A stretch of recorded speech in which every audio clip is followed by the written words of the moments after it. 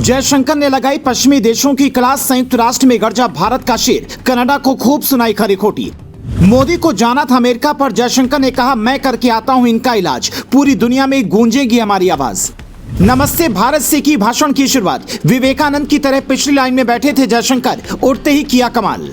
26 सितंबर की शाम जब हिंदुस्तान में राम मंदिर की तारीख पर चर्चा हो रही थी, संयुक्त राष्ट्र महासभा में भारतीय शेर एस जयशंकर न सिर्फ गरज रहे थे बल्कि कनाडा पर खुलकर बरस भी रहे थे। पहले तो जयशंकर एकदम पिछली लाइन में बैठे थे, लेकिन जैसे ही बोलने का नंबर आया उठकर मंच पर पहुंचे और नमस्ते भारत से अपने भाषण की शुरुआत की। उसके बाद जयशंकर ने जो कहा उसने ब्रिटेन अमेरिका की नींद उड़ा दी। कनाडा के प्रधानमंत्री जस्टिन ट्रूडो की टेंशन बढ़ गई, पर चीन इस भाषण की वाहवाही जरूर करेगा। जयशंकर ने जो कहा पहले वो सुनिए, फिर बताते हैं कि इसका कितना बड़ा असर पड़ने वाला है।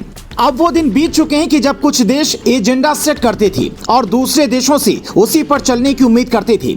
अभी भी कुछ देश ऐसे हैं जो एजेंडे का शेप देते हैं और नियमों को गढ़ने की कोशिश करते हैं। यह निश्चित काल तक नहीं चल सकता। G20 शिखर सम्मेलन से कुछ हासिल हुआ है, उसकी गूंज अगले कई सालों तक सुनाई देगी। सियासी सहूलियत के हिसाब से आतंकवाद, चरमपंथ और हिंसा पर एक्शन नहीं लेना चाहिए। जब वास्तविकता बयानबाजी से दूर हो जाती है तो हमें उसे सामने लाने का साहस होना चाहिए।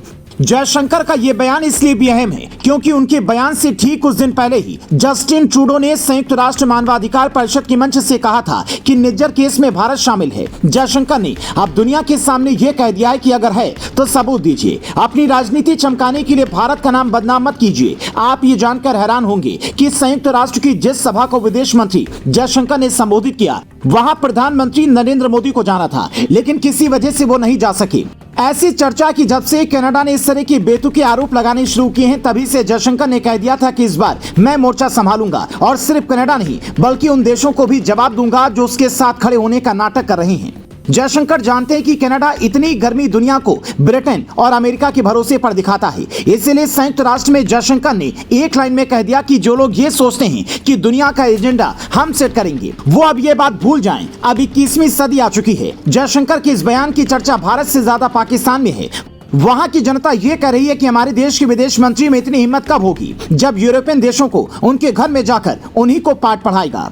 करीब 17 मिनट के भाषण में जयशंकर ने भारत को विश्व गुरु नहीं बल्कि विश्व मित्र देश कहा है, जिससे चीन को मिर्ची लगनी तय है। हालांकि वो इस बात पर खुश होगा कि भारत ने पश्चिमी देशों को आईना दिखाया। हालांकि कूटनीतिक और राजनीतिक स्तर की बातचीत एक तरफ और जनता का मिजाज दूसरी तरफ। आज कनाडा के प्रधानमंत्री के बयान का विरोध हर कोई कर रहा है और करना भी चाहिए, लेकिन हम जो आंकड़े आपको दिखाएंगे वो ठीक उसके उलट हैं। जनवरी 2018 से जनवरी 2023 तक 8,40,000 लोगों ने भारत की नागरिकता छोड़ी। इनमें से 58% लोगों ने कनाडा और अमेरिका को चुना। कनाडा की संख्या ज्यादा है। पंजाब के हर 10 में से 7 युवाओं का ड्रीम डेस्टिनेशन कनाडा है। वहां पढ़ने और कमाने जाते हैं, इसलिए पंजाब के लिए यह मामला बेहद गंभीर है। वहां के नेता बड़ी सोच समझकर इस मामले में कदम रख रहे हैं। प्यू रिसर्च की रिपोर्ट कहती है कि 10 में से 8 सिख हिंदुस्तान के हक की बात करता है। बाकी जो 2 बचे हैं वो कनाडा के बहकावे में आकर साजिश रचते हैं, जिनका इंतजाम इस बार भरपूर होने वाला है। उधर जयशंकर अमेरिका से लौटेंगे और इधर आईबी रॉ, NIA और सारी बड़ी एजेंसियों की चीफ मोदी को एक लिस्ट सौंपेंगे, जिसमें देशद्रोहियों के नाम से लेकर उन पर एक्शन कैसे लेना है इसका भी खाका होगा। यानी जयशंकर ने जो जवाब अमेरिका में खड़े होकर दिया है वो बस एक ट्रेलर है। असली फिल्म आने वाले दिनों में रिलीज होने वाली है और तब न कोई पन्नू बचेगा, न कोई खालिस्तान का झंडा उठाने की हिमाकत कर पाएगा।